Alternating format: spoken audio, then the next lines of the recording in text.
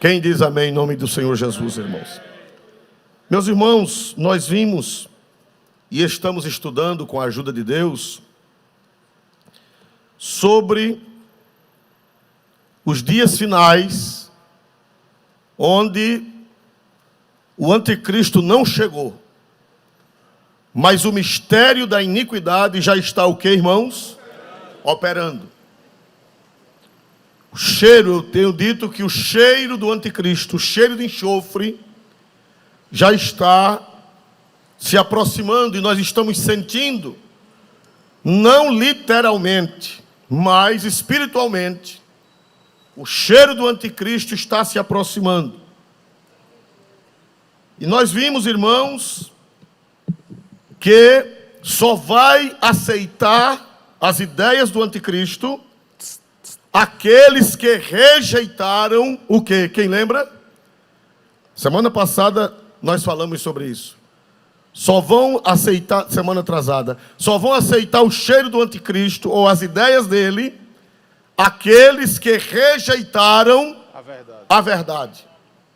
Não amaram a verdade, desprezaram a verdade de Deus, apostataram da verdade. E o que é que acontece, irmãos? Esses serão o que, irmãos? Enganados. Vamos ver o versículo 11 que explica isso. Glória a Deus. 2 Tessalonicenses 2 e 11. E por isso Deus lhes enviará a operação do erro, para que creiam a mentira. Prossiga. Para que sejam julgados todos os que não creram a verdade, antes tiveram prazer na iniquidade. Que Deus vai enviar o que, irmãos? É o próprio Deus que vai permitir, vai enviar a operação de quê, meus irmãos? Do erro. Para que creiam na mentira. Para que creiam a mentira. Já que vocês não quiseram a verdade, então agora eu vou permitir que chegue a operação do erro para vocês que rejeitaram a verdade, acreditarem na mentira, ou a mentira, como diz o texto aqui. E o que é que vai acontecer com esse povo que não quiser a verdade e abraçar a mentira? Versículo 12. Para que sejam julgados. Pronto. Eles serão julgados. Eu fui procurar com os meus irmãos e amigos. A palavra julgado no grego é krino, que significa que essas pessoas vão ser analisadas e depois receberão uma decisão judicial. E qual vai ser essa decisão judicial? Julgados quer dizer analisados e depois receber uma sentença judicial. E essa sentença que vai vir sobre essa gente é uma sentença positiva ou uma sentença negativa? Negativa. Eles vão ser julgados. Esse povo que está sendo enganado pelo anticristo, eles serão julgados. Não pense que vão pintar e bordar e vai ficar por isso mesmo, não. Na França, agora o mês passado, foi aprovada uma lei que a criança pode ser assassinada no ventre da mãe até o dia de nascer. Não pode ser assassinada nem no primeiro dia. Quanto mais, até o último dia, o bebê ser jogado um líquido mortal. Esse povo pensa que não vai responder, não, irmão? Pensa que não vão responder? Que não vão comparecer diante de Deus? Vão. E a Bíblia diz que esses que aceitam a mentira, que rejeitam a justiça e abraçam a injustiça, a Bíblia diz para que eles sejam julgados. Não pense que vai ficar de graça. Deus vai no dia do trono branco, o Senhor Jesus vai sentar no trono branco e vai analisar tudo isso. E a Bíblia diz que vai julgar, vai emitir a sentença. Aleluia! Glória a Deus, eles vão passar por um julgamento. Eles pensam que não vão. Eles pensam que está tudo bem, eles pensam que morreu, acabou, mas eles estão redondamente enganados, porque a Sagrada Escritura diz que para que sejam julgados. Todos os que não creram a verdade. Antes tiveram prazer em que, meus amados irmãos? Na iniquidade. Não quiseram a verdade e tiveram prazer na iniquidade. Tem uma tradução que diz deleite, se deleitaram na iniquidade. E o que é deleitar? Os irmãos que entendem da língua do Novo Testamento, eles dizem que é eudoqueio, que significa ter satisfação, ter prazer no erro, no mal e na injustiça. Ter prazer. Irmãos, eles têm prazer no que é errado. Eles têm prazer, esses que promovem isso e têm prazer nisso, eles serão julgados. Vai chegar o dia que nosso Senhor Jesus Cristo vai sentar no trono branco para julgar essa gente. Os que fazem o mal, os que pervertem a verdade, os que transformam a verdade em mentira, o que é verdade passa a ser mentira e o que é mentira passa a ser verdade. Os que fazem essas coisas, preparem-se, porque disse o apóstolo, inspirado pelo Espírito Santo, que eles serão julgados porque tiveram prazer na iniquidade. Eles têm prazer, eles têm deleite. Como é que a pessoa tem prazer no que não presta? Como é que a pessoa tem deleite, se deleita no mal, se deleita na maldade, se deleita na perversidade? Aí a Bíblia diz que eles vão serem julgados, vão ser analisados, vão serem literalmente examinados por Deus, vão ser jogados na balança de Deus. E Deus vai tomar as devidas providências e vai proferir a sentença. Porque a palavra julgado, no grego, é aquela palavra que significa ser analisado e depois receber uma decisão judicial. Coisa que não vai acontecer com quem serve a Deus. Porque a Bíblia diz que lá em Mateus, ou melhor, em João 5,24, para aqueles que se arrependeram dos seus pecados, para aqueles que aceitaram a Jesus, para aqueles que creram em Cristo e seguiram a Cristo, o que é que vai acontecer com eles? É diferente do ímpio, é diferente dos que vão aceitar as ideias do anticristo. Olha o que é que vai acontecer com aqueles que creem em Jesus, que ouvem a palavra de Jesus. Ouvir não é só entrar no ouvido, não. Ouvir significa obedecer. Olha o que é que vai acontecer, a diferença com os que aceitarem a Cristo e obedecerem a Cristo. Na verdade vos digo, que quem ouve a minha palavra e crer naquele que me enviou, tem a vida eterna e não entrará em condenação, mas passou da morte para a vida. Mas eu tenho uma notícia para dar a vocês. No grego, a palavra não é condenação. A palavra é assim, para que não entre em juízo. No grego, é essa palavra aqui, crino, para que não entre em juízo. Quem aceitar Cristo, quem crê que Cristo morreu pelos seus pecados, quem crê que Cristo é o único e suficiente Salvador, quem crê que Jesus pagou a sua dívida e ouvir a sua palavra e obedecer a sua palavra, não vai entrar mais em crino, não vai entrar mais em análise, porque o pecado já foi perdoado. Na nossa Bíblia diz não entrará em condenação, mas no grego é de acordo com a atualizada, não entrará em julgamento. Eu peguei uma Bíblia agora à tarde, uma Bíblia que não é nem evangélica, é de outra denominação cristã, mas não é evangélica, diz assim, não entrará em julgamento. Não vai entrar nem em julgamento, porque o pecado já foi o quê? Cancelado. E uma dívida cancelada? E uma dívida perdoada? Hein? Glória a Deus, está livre, está quite? Está ou não está? Uma dívida perdoada, está quite. Quem foi que pagou nossa dívida? Quem foi que pagou? Quando ele estava na cruz, ele disse, tetelestai, que no português quer dizer está o quê? Essa palavra está consumado no grego, tetelestai, quer dizer dívida paga, dívida cancelada, dívida rasgada. Aí nós não vamos entrar em juízo, não é porque a gente é bom, não. Nós não vamos entrar em juízo, não é porque a gente é melhor do que ninguém, não. É porque creu e obedeceu. Creu e ouviu. Creu e a ideia de Deus entrou. Creu e a mentira não penetrou na nossa mente. A verdade de Deus está em nós. Então não entrará em juízo.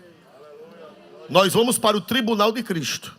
Pastor, então há contradição? Não. Segundo Coríntios 5:10, diz que os crentes vão para o tribunal de Cristo.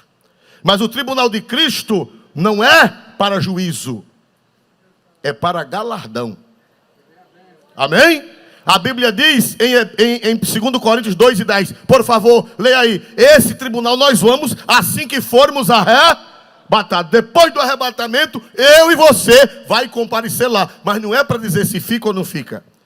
Porque eu tinha lá na minha cidade onde eu me criei, tinha um professor da escola dominical que ele disse: olha, na vida de Jesus todo mundo sobe.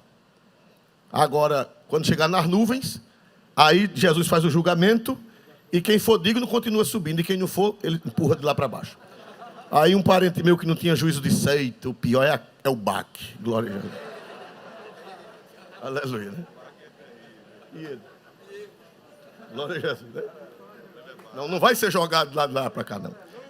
É somente para avaliar as obras. Para receber, não é salvação, é galardão. A Bíblia diz: eis que venho sem demora, e o meu galardão está comigo para dar a cada um segundo. Aí lá você vai ser julgado. Você que podia ter feito mais e não fez. Você que podia ter amado mais. Você que podia ter orado mais. Você podia ter cooperado mais. Você que podia ter se dedicado mais. Vai receber de acordo com o que você fez. Não é para juízo. Não é para condenação. É para análise das obras. Análise das obras. Olha aí, por favor, veja aí. Porque todos devemos comparecer ante o tribunal de Cristo, para que cada um receba segundo o que tiver feito, por meio do corpo, ou bem ou mal. Aí é tribunal. A palavra tribunal no grego, no Novo Testamento grego, os irmãos que entendem grego, eles me disseram que é bema.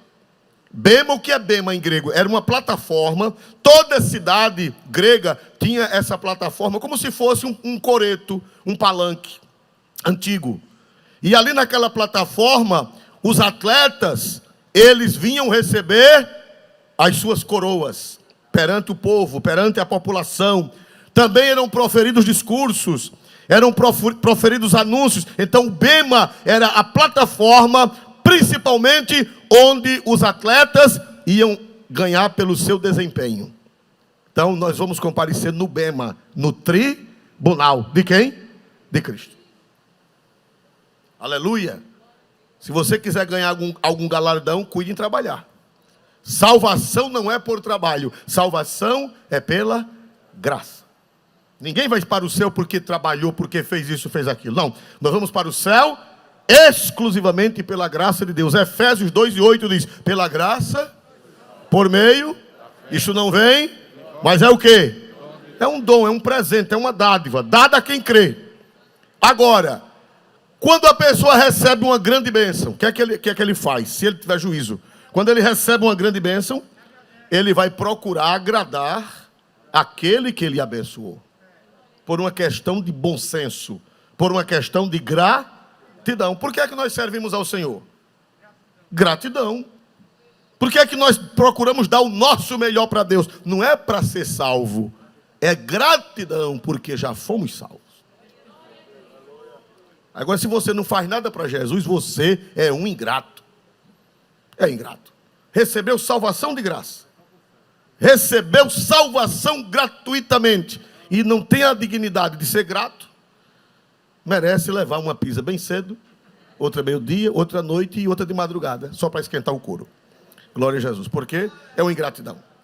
Louvado seja Deus. Então, meus amados irmãos, nós vemos aqui na palavra de Deus que aqueles que não aceitarem Jesus, aqueles que aceitarem a ideia do anticristo, aqueles que rejeitaram a verdade, eles serão julgados porque tiveram prazer na iniquidade. Eles têm prazer, irmãos, no erro, prazer de perverter, prazer no mal. Eles têm prazer na iniquidade e eles vão pagar o preço. Agora, irmãos, vamos para o 13. Aí é onde está o gostoso, glória a Deus. Aqui, do versículo 1 até o versículo 12, Paulo fala do anticristo, Paulo fala das ideias do anticristo, Paulo fala de que o mistério da iniquidade vai operar mesmo antes do anticristo aparecer, que já está operando. Paulo fala que só vai aceitar as ideias do anticristo aqueles que rejeitaram a verdade. Então esses vão assimilar as ideias do anticristo. Aí agora ele vai falar da gente. Ele vai falar dos que creram. Ele vai falar daqueles que aceitaram a Cristo. Ele vai falar daqueles que não seguiram o anticristo. Por favor, olha que coisa linda. Eu acho linda a Bíblia, porque ela é completa. Interessante, irmão, que esses títulos, assim, qual é o título que está na Bíblia de vocês, na corrigida? Depois do 12, não tem uma epígrafezinha? Na minha Bíblia diz estai firme, mas na de vocês? Hein? Fortalecidos para fazer o bem. Na sua? Firmeza e fidelidade. Isso aqui é bom, mas ao mesmo tempo não é. Essas epígrafes, elas não são inspiradas por Deus. São para facilitar o achar, o assunto. Ela é colocada pelas imprensas bíblicas, as editoras. Pastor, por que é bom e não é? É bom porque você acha o assunto, mas não é porque a gente pensa que o assunto dali para frente não tem nada a ver com o assunto de trás, quando tem. A impressão que dá quando separa e bota um epígrafe é que aquele assunto que vai tratar para frente não tem nada a ver com o que passou, quando na realidade tem. É a sequência. Paulo fala do anticristo, Paulo fala dos que vão aceitar as ideias do anticristo, Paulo fala daqueles que não amaram a verdade, aí agora ele continua se dirigindo à igreja. Mas, olha aí agora. Devemos sempre dar graças a Deus por vós, irmãos amados do Senhor, por vos ter Deus elegido desde o princípio para a salvação, em santificação do Espírito e fé da verdade. Ele fala agora para a igreja. Primeiro ele falou a respeito dos que vão aceitar as ideias do anticristo. Aí ele diz, mas é uma conjunção adversativa. Mas vocês, o negócio com vocês é diferente. Se eu fosse você, eu dava uma glória a Deus. Quem faz parte desse segundo grupo? Quem faz parte agora desse segundo grupo? Levante a mão e dê um glória para Deus. Só quem faz parte do segundo. Ele diz, olha, eu até aqui falei dos que se perdem, mas agora eu vou falar de vocês. Mas eu falei até aqui dos que se perdem. Eu falei até aqui dos que serão enganados. Eu falei até aqui dos que vão aceitar a apostasia. Mas sobre vocês, nós devemos sempre dar graças a Deus. Com vocês é diferente. Com vocês que creram no Evangelho, com vocês que receberam a fé verdadeira, é diferente. Com vocês é motivo de dar graças a Deus. Mas devemos sempre dar graças a Deus por vós, irmãos o quê?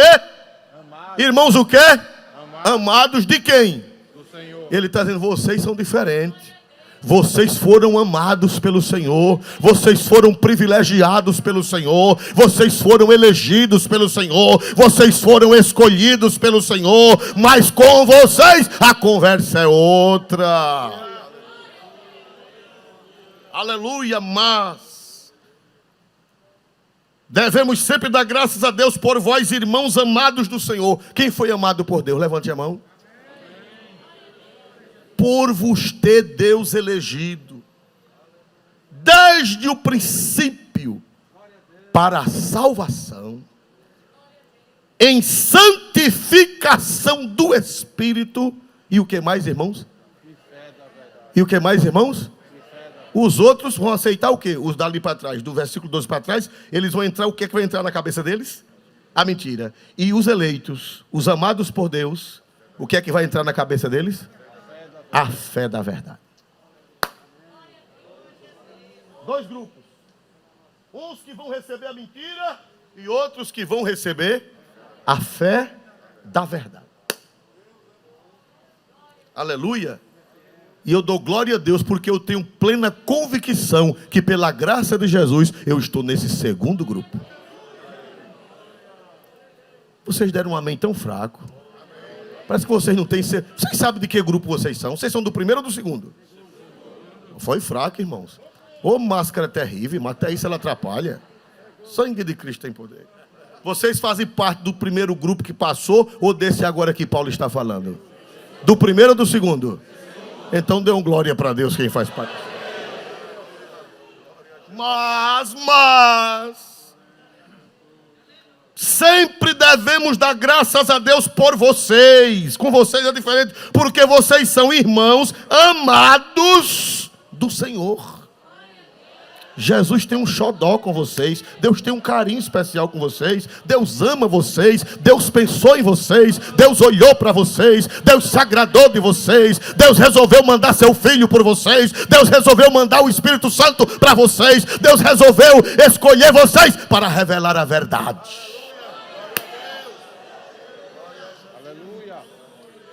Oh, que privilégio.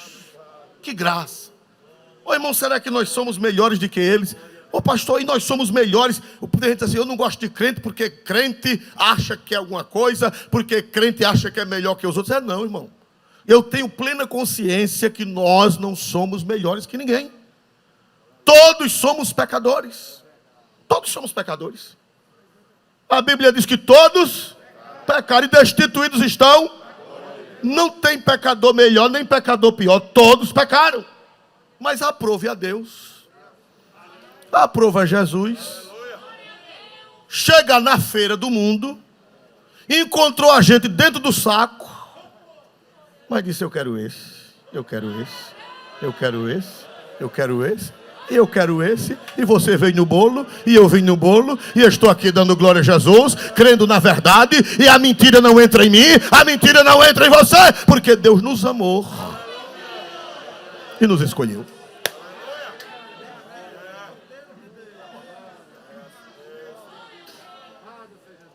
Quando você vai na feira, o que é que você faz? Lá no mercado, você leva tudo. O que você faz? Glória a Jesus. Aleluia. Glória a Deus. Então, irmãos amados, Paulo diz: quanto a vocês eu dou glória a Deus, eu dou louvo a Deus, eu dou graças a Deus, porque vocês foram amados pelo Senhor, vocês foram eleitos, elegidos desde o princípio, primeiro para a salvação. Você foi escolhido por Deus para ser salvo. Primeira coisa, salvo. O que é salvação? Salvação, ela tem vários sentidos, mas no sentido teológico das cartas de Paulo, salvação significa livre da condenação. Não sabia que tem crente que não tem certeza da salvação? Ah, irmão, você tem certeza da sua salvação? Ei, irmão, quem dera. Oh, Jesus amado, né? Uma vez eu fui batizar um doido, aqui em Maceió. Vou dizer, eu não dizer o nome dele, que eu não sei mais o nome dele, que ele não era da minha congregação, era de outra congregação. Quando eu cheguei, mas ele era doido de pedra. Não sei como foi que aquele coitado passou para ser batizado. Eu cheguei lá na praia, nesse tempo o batismo era lá na praia. Foi o meu primeiro batismo, olha que coisa maravilhosa.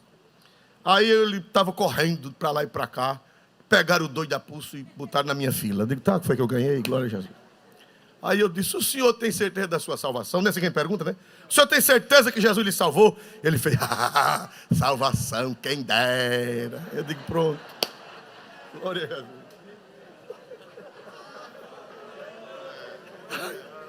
Aí eu digo: eita, meu, o que é que eu posso fazer? O pastor dele já tomou a profissão de fé lá na congregação. Não posso mandar para trás. Eu digo: tem que batizar o doido assim mesmo.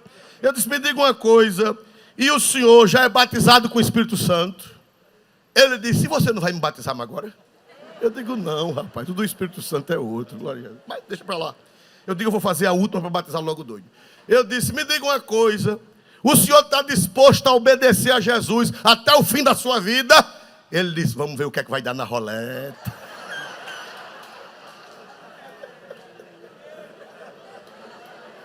Eu digo: oxente, é o jogo da cobra, é que fica glória a Deus.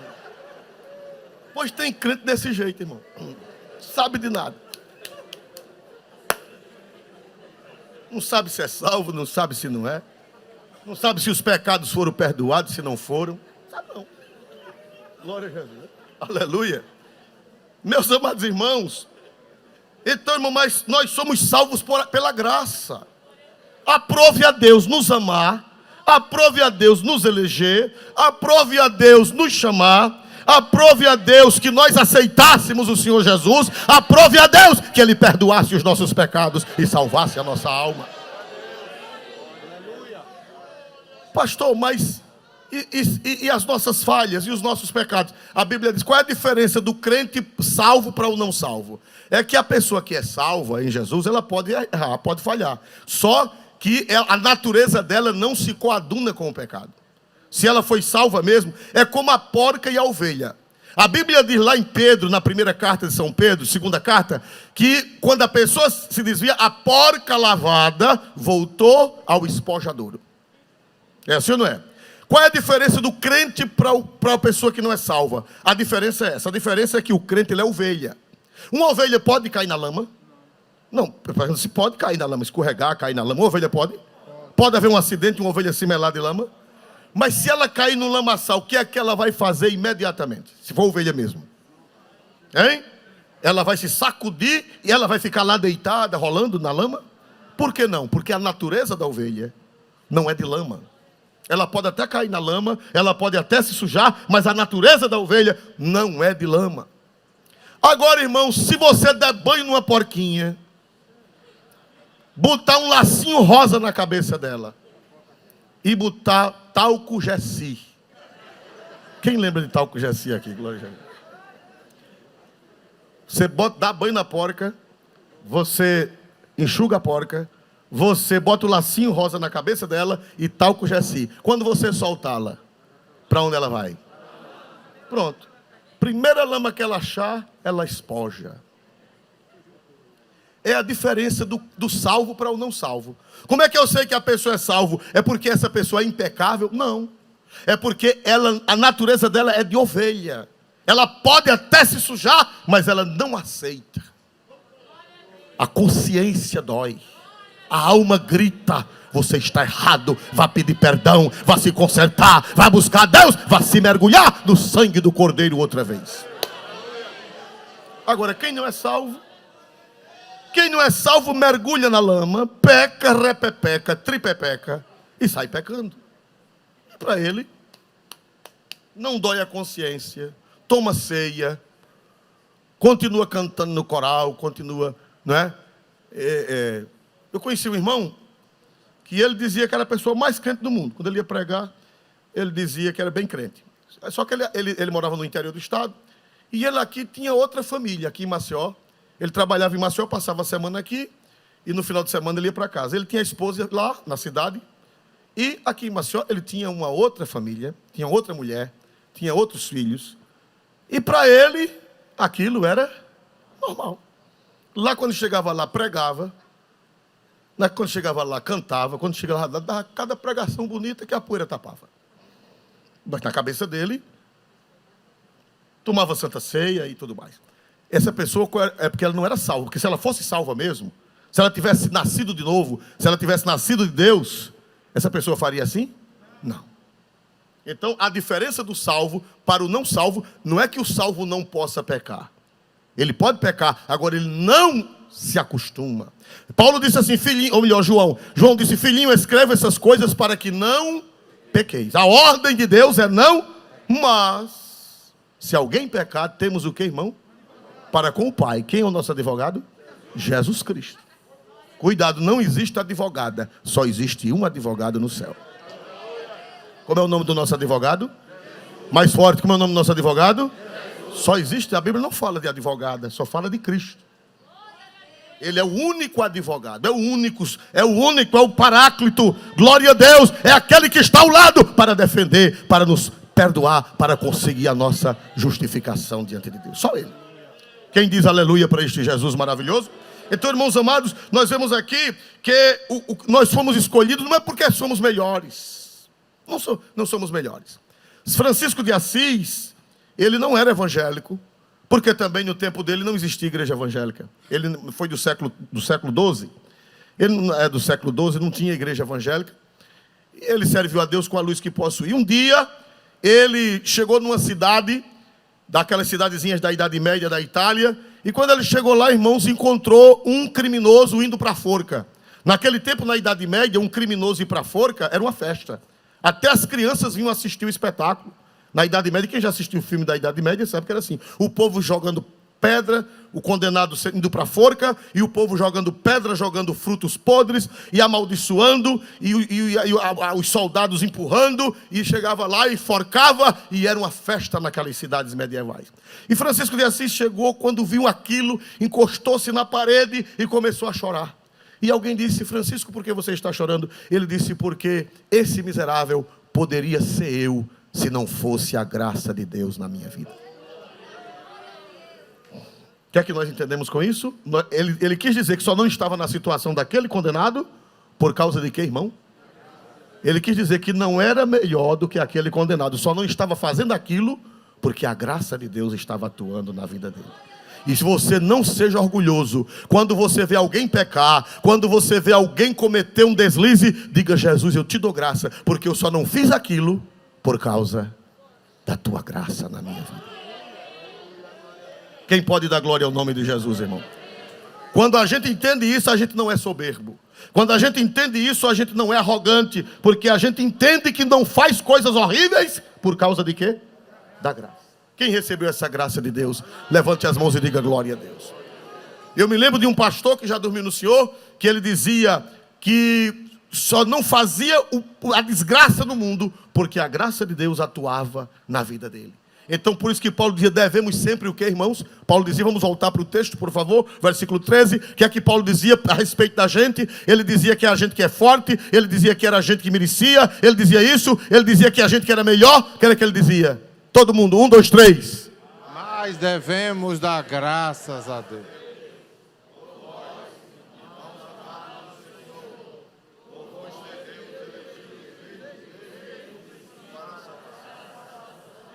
Em santificação. Dê um glória para Jesus, irmão. Se você não dá ouvido ao anticristo, não é porque você é melhor do que ninguém, é por causa da graça. Você foi escolhido, você foi amado, você foi protegido. Deus pegou você, Deus lhe abraçou, Deus lhe trouxe pela graça. Então dê graças a Deus. Não seja soberbo, não seja arrogante. Diga: eu só estou aqui pela graça do Senhor Jesus. Meus amados irmãos, aí Paulo diz: devemos sempre dar graças a Deus, por Ele ter vos escolhido desde o princípio, primeiro para a salvação. O que é salvação? É a justificação, é o cancelamento da dívida. Quem tem certeza que sua dívida foi cancelada no Calvário? Parece que tem gente que não tem, ou não entendeu. Quem tem certeza que sua dívida foi cancelada no Calvário? É semelhante, irmão, a você dever. Antigamente, quem lembra do caderno? Quem lembra do caderno das bodegas? Quem lembra daquele velho caderno? Toda dívida era anotada. Aí vamos dizer que você não pode pagar, você não podia pagar, e você, vamos dizer que ia preso. Claro que a nossa legislação não permite, mas vamos dizer que você ia preso, porque você não pagou a conta. Você comprou e você não pagou, e você ia pagar com a cadeia, uma hipótese, porque o direito nosso não permite isso até hoje. Mas aí chega alguém, uma pessoa bondosa, e diz: seu fulano, não bota esse homem na cadeia não, que eu vou pagar a dívida dele. Depois que aquela pessoa pagar a dívida e rasgar aquele caderno velho, o que é que você deve mais? Hein? Nada. Por quê? Porque alguém veio e pagou. Quem foi que veio de longe para pagar a nossa dívida? Se eu fosse você, eu diria o nome dele mais forte. Quem crê que ele pagou lá no Calvário, irmão, dê um glória para ele. Paulo disse em Colossenses, Paulo disse assim, que Cristo no seu corpo riscou a cédula ou a duplicata que nos era contrária.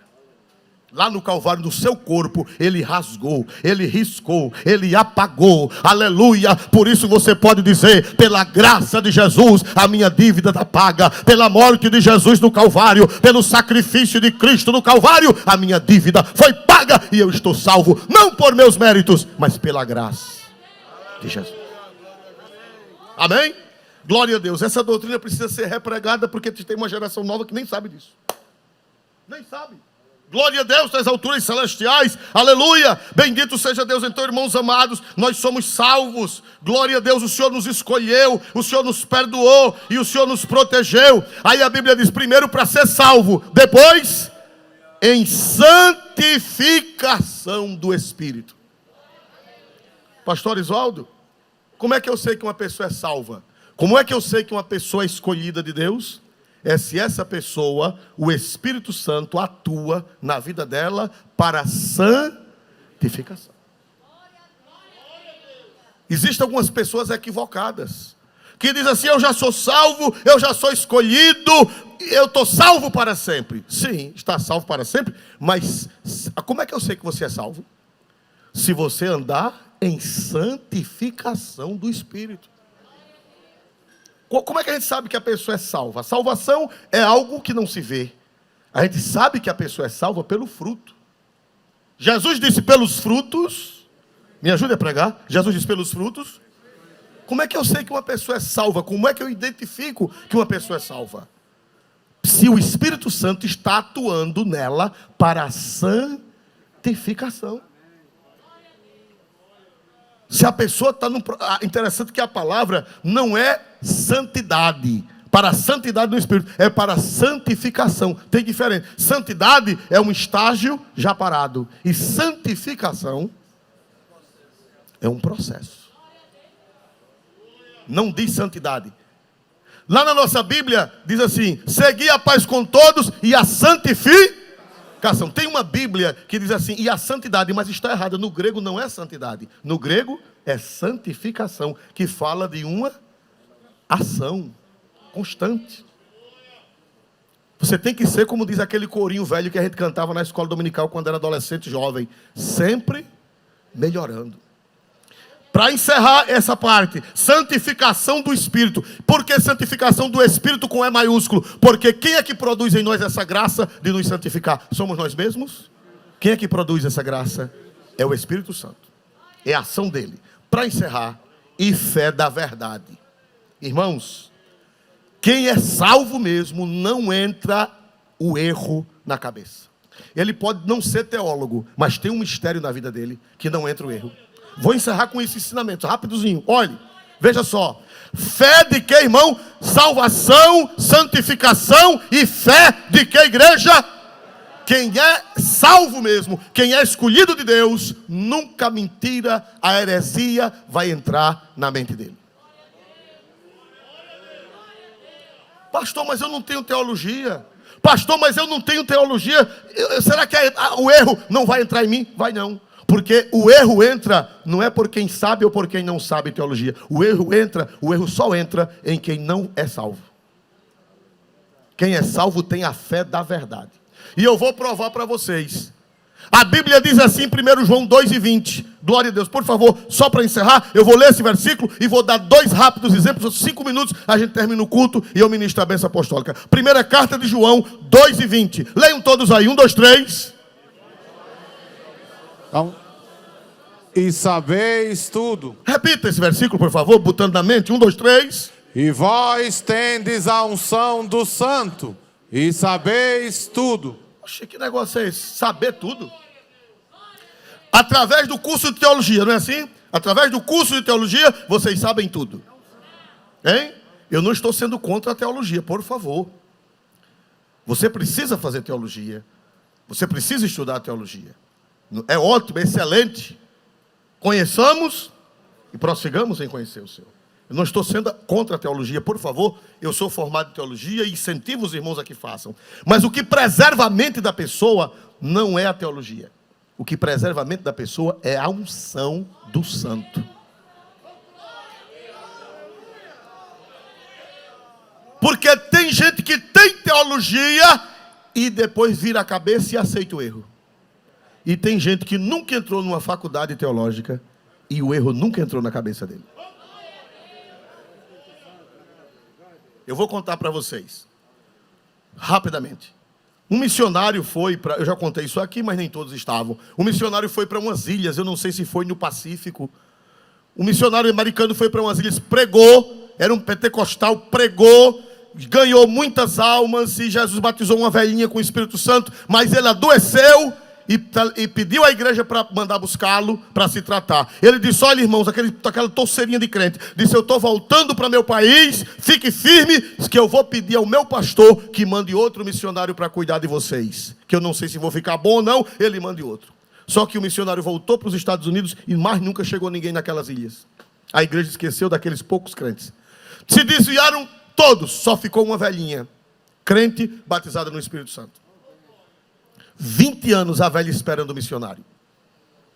Crente, e orava: Jesus, mande um missionário. Jesus, o nosso pastor, não sei o que foi que aconteceu. Jesus, mande um missionário. Depois de 20 anos, bate na porta dela. Um homem de paletó, de gravata, com a pasta na mão. Disse: eu soube que a senhora é crente aqui nesse povoado. Ela disse: glória a Deus, Jesus mandou, ouviu a minha oração. Glória a Jesus. Aí o homem disse: olhe, não dê glória a Jesus, não. Só quem merece glória é Jeová. Jesus é uma criatura. Jesus é o anjo Miguel. Jesus foi criado por Jeová e, portanto, Jesus é como um anjo. Ele não merece glória. A velha regalou os olhos. Como é a história? Vai-te, Satanás, da minha porta.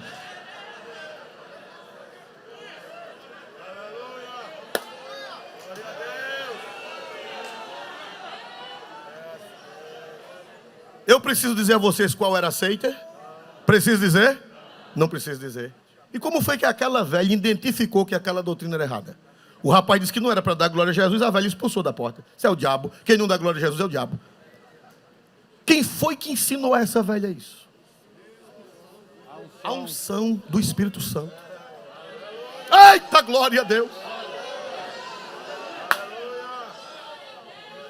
A unção. Eu conheço crentes analfabetos lá em São Miguel dos Campos. Os irmãos que trabalharam comigo lá sabem. Tem um irmão que ele não sabe ler nem escrever. Agora, irmão, essas seitas chegam na porta dele, ele bota para correr, não é com ignorância, não é com a Bíblia, sem saber ler, decora os versículos sobre a divindade de Jesus, sobre a Santíssima Trindade, sobre o Espírito Santo, sobre a vinda de Jesus, sobre o arrebatamento da igreja, e esse povo ele bota para correr, com a cara mais lisa do mundo, ainda fica rindo assim, e vai embora. Quem é que ensina esse homem? A unção do santo. O salvo, se ele é salvo mesmo, a fé dele é a fé da verdade. Não tem que arrancar. Eu vou contar para vocês só essa última para encerrar. Que na igreja dos primeiros séculos, muitos pastores tinham o dom de pastorear, mas não sabia ler. Vocês sabem que no mundo gentílico, no mundo judeu, todo judeu sabia ler. Mas no mundo gentílico, no Império Romano, pouca gente sabia ler. Ler era coisa de eruditos. Ler era coisa da elite. Então muita gente, muitos bispos, porque a palavra bispo é uma palavra gentílica, é uma palavra do Império Romano. E ancião ou presbítero é uma palavra do mundo grego. Por isso que tanto faz dizer bispo como dizer presbítero. Porque presbítero, ancião, é uma palavra hebraica. E bispo é uma palavra do latim. Greco-latina. Os bispos daquela época, muitos deles não sabiam ler. Eles dirigiam a igreja, e aqui na Assembleia de Deus, no Brasil, no começo da obra, tinha obreiros que não sabiam ler. O senhor conheceu? Mandava uma pessoa ler e pregava. Aconteceu isso. E na igreja primitiva também foi assim. A Bíblia não era assim, como nós temos hoje. A Bíblia eram livros soltos. Uma igreja tinha a carta aos Filipenses, outra igreja tinha a carta aos Efésios, outra igreja tinha 3, 4 cartas, outra igreja tinha o Evangelho de Mateus, outra igreja tinha o Evangelho de Lucas, outra igreja tinha os Evangelhos, mas não tinha as cartas, outra igreja tinha as cartas de Pedro, mas não tinha as de Paulo. A Bíblia estava espalhada. Não era como hoje, que está tudo junto. A palavra de Deus estava, cada igreja tinha um pedaço. De uma carta ou um livro.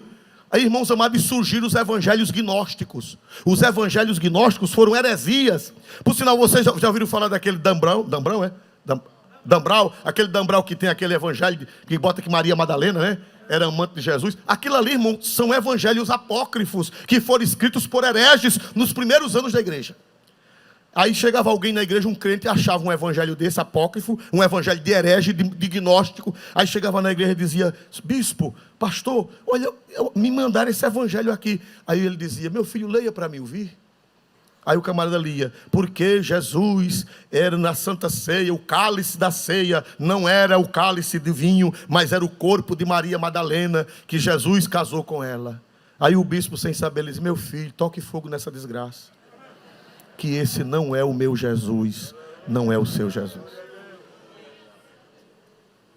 Aí chegava outro e dizia: olha, ele não conhecia o evangelho de São João, porque na igreja dele não tinha o evangelho de João, porque não tinha imprensa, não tinha gráfica, e não tinha tanta gente para copiar. Aí chegava alguém com o evangelho de João, glória a Deus: olha, eu achei aqui esse evangelho aqui, olha como é que está escrito. Como é?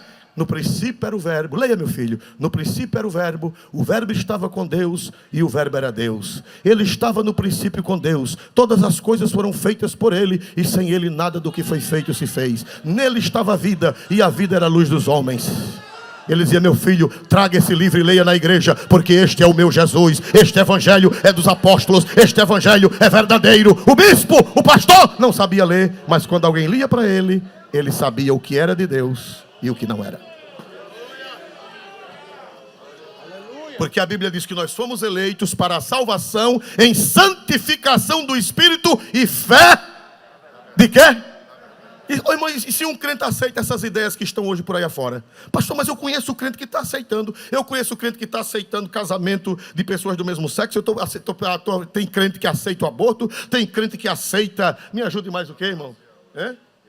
Eutanásia. Tem crente que aceita... Aceita o quê? Ideologia do gênero. Tem crente que aceita a legalização de tanta coisa ruim, que aceita que as ideias erradas do anticristo. Por que ele aceitou? Porque ele não faz parte dos salvos. Quando Jesus vier, vai estar duas igrejas juntas: a igreja dos salvos e a igreja dos não salvos. Os salvos terão a mente protegida. Salvação, santificação e fé da verdade. Vamos ficar de pé em nome de Jesus.